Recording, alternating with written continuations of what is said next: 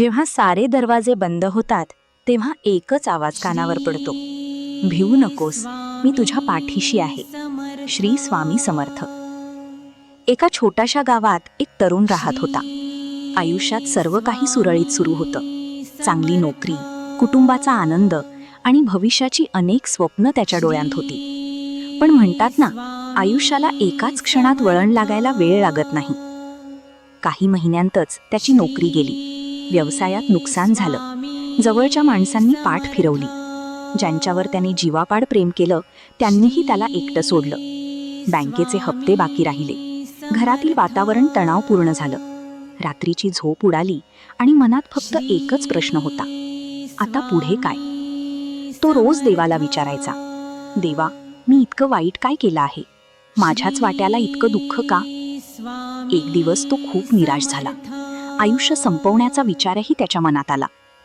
त्याच वेळी त्याच्या मोबाईलवर एका मित्राने पाठवलेला एक संदेश त्याच्या नजरेस पडला, भिवू नकोस, मी तुझ्या पाठीशी आहे. श्री स्वामी समर्थ. त्या एका वाक्याने त्याच्या मनाला स्पर्श केला. दुसऱ्या दिवशी तो स्वामींच्या मंदिरात गेला. मंदिरात शांतपणे बसला. डोळ्यांतून अश्रू वाहत होते.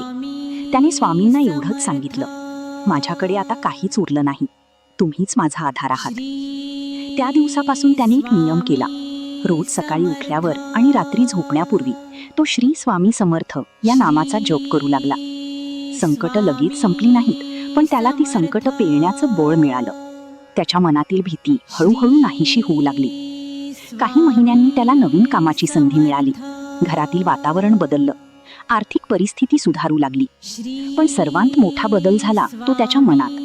त्याला जाणवलं की स्वामी समर्थ चमत्कार दाखवण्यासाठी येत नाहीत, तर आपल्याला संकटाशी लढण्याची ताकद देण्यासाठी आपल्या पाठीशी उभे राहतात. आज तो प्रत्येकाला एकच गोष्ट सांगतो, संकट येणं हा जीवनाचा भाग आहे, पण श्रद्धा ठेवणं ही आपली निवड आहे. लक्षात ठेवा, जेव्हा तुमच्या आयुष्यात सगळे मार्ग बंद